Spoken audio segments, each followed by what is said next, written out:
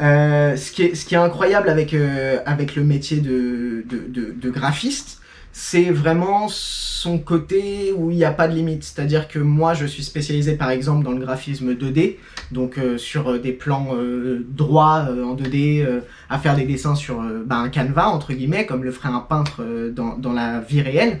Mais il y a aussi du graphisme 3D et tu as toujours... T'as des milliers de possibilités qui s'ouvrent en plus. Si tu as envie de creuser un peu plus dans le graphisme, bah, tu as le design statique, mais tu vas pouvoir créer des vidéos en animant les choses que tu as créées auparavant et faire du motion design. T'as tous les instruments en main pour créer du contenu sur internet, pour divertir les gens. Y a pas de limite dans le graphisme et c'est là où en gros pour moi tu te prends au jeu de ce métier, c'est que bah, t'en as jamais fait le tour en fait. Est-ce que je suis passionné par mon métier? J'ai envie de vous dire que oui. Déjà parce que je l'ai appris par hasard que j'aimais ça. Donc avec tout ce qui était micrographisme sur PC il y a quelques années de ça. Et bah, aujourd'hui, je me perds dans des recherches, dans des comparatifs quand on a la mission, par exemple, de créer une marque, donc de créer un logo, de choisir des typos pour accompagner une nouvelle marque qu'on a envie de créer. On se perd pendant des heures à chercher des alternatives, à trouver des meilleures combinaisons, sans s'en rendre compte, sans voir le temps passer. Et je pense que c'est à partir de ce moment-là que tu peux dire que tu es passionné. Et pour tout ce qui est web, ça va être la mise en valeur de contenu sur le web, donc que ce soit une mise en page d'un site internet, un layout, un template, une apparence globale sur un site internet, et tout ce qui va composer le site internet, hein, que ce soit les petites icônes et tout ça, tout fait partie du graphisme. Et pour tout ce qui est print, ça va être de la mise en page et des règles de mise en page d'un bouquin avec la bonne taille de typo, mais ça va être aussi le design de la couverture, ça va être le design des magazines, ça va être donner envie entre guillemets à ton client ou à la personne qui va voir ton graphisme, donner envie, pardon. L'objectif en fait c'est toujours de donner envie à la personne qui va voir d'acheter ce qui est... Ah, attends. Comment est-ce qu'on peut dire ça? Parce que je suis parti dans des notions commerciales. Ouais, non mais t'as raison en même temps.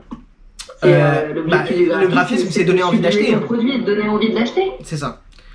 Alors, quand est-ce que j'ai découvert ce métier? J'ai découvert ce métier un peu par hasard, entre guillemets. Je jouais beaucoup sur PC quand j'étais petit et j'ai commencé à farfouiller dans les fichiers et à commencer à modifier des fichiers et j'ai commencé du coup à créer des maillots sur PES 2008 et du coup j'en ai fait à foison et j'ai continué, j'ai jamais arrêté.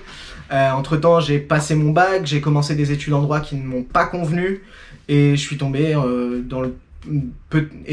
peu de temps après sur une formation dans le multimédia qui enseignait parmi énormément de choses le graphisme, print et web. Et du coup, j'ai très vite su que c'était fait pour moi parce que c'est quelque chose qui me passionnait déjà petit, ou en tout cas plus jeune, pardon.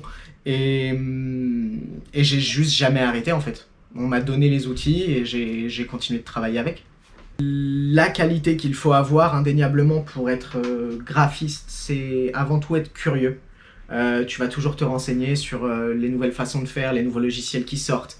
Y a tellement de choses qui bougent tellement rapidement que tu vas être obligé d'être curieux. Et le deuxième aspect qui pour moi est important dans une relation de travail, c'est qu'il faut rester ouvert.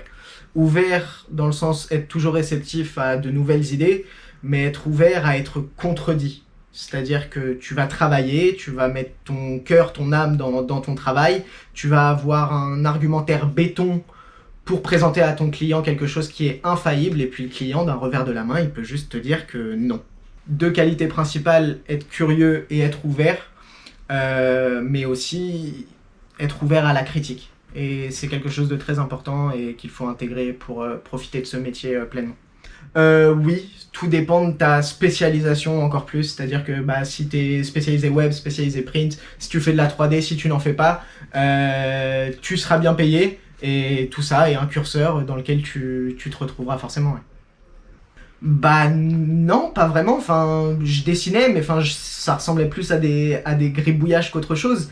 En fait, t'as pas de stylo, t'as pas de règles, t'as pas d'équerre, t'as pas de rapporteurs qui vont te forcer à savoir faire quelque chose de tes mains. Tu as un nombre incalculable d'outils qui sont à ta disposition et optimisés pour que tu donnes vie à une idée qu'il y a dans ta tête.